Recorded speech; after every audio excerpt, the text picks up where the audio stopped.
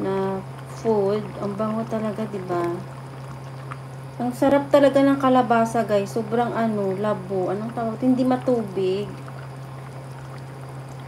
Oh, masarap sana 'to sa laswa.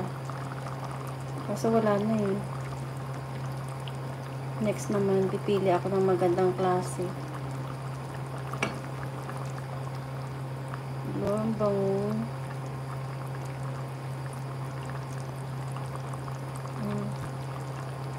Niliitan ko na nga pag-slice para mabilis lumambot.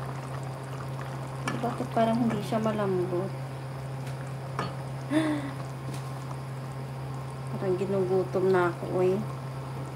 Yung iba nilalagyan nila ng malunggay leaves. Kaso wala akong malunggay leaves. Or pichay sana, pwede rin para may dahon. Pero mayroon naman ako yung dahon ng sibuyas. O yun, ayan na oh. Ang ganda na ng kulay ng sabaw. Ay, ito na siya. Lutik po. Nilutik. Ganinin mo pala. Medyo donuto. Saglit guys, silipin ko lang ano ko.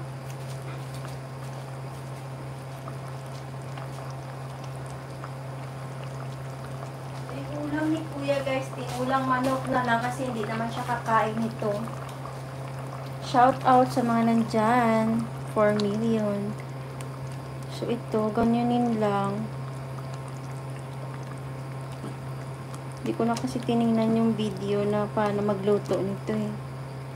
Basta sabi, ganun lang daw gata. Tapos, mayroon siyang ay, ito na siguro yun, no? Kunting laga pa. Para lumambot yung,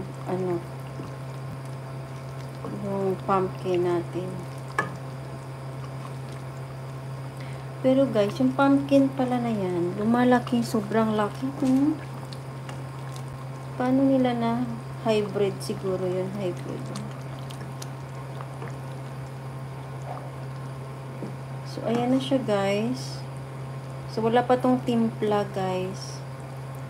Ayan na, medyo lumambot na siya. Kaso may sabaw pa. Wow, ito na ba yung nilutik?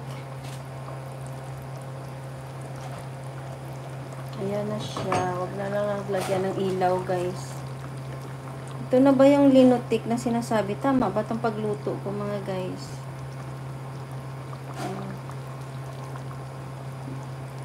Dapat medyo may buo-buo. Tama, okay na to. Pero pakuluan ko pa siya hanggang sa maglapot pa yung kanyang gata. Hindi ko din alam na lutuin to guys. So, ilagay ko na siguro to guys, ang sibuyas dahon. So, bagong lahat, maglagay tayo ng timpla na konting salt. Yan. Lagay tayo ng pepper. So, wala tayong pepper na green pepper. Kasi naubusan ako ng mga ingredients. So, dahil dyan, maglagay tayo ng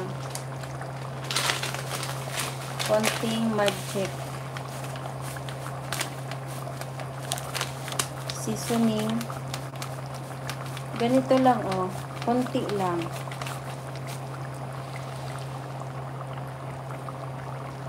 Konti lang po yan. Tama lang yan sa isang lutuan.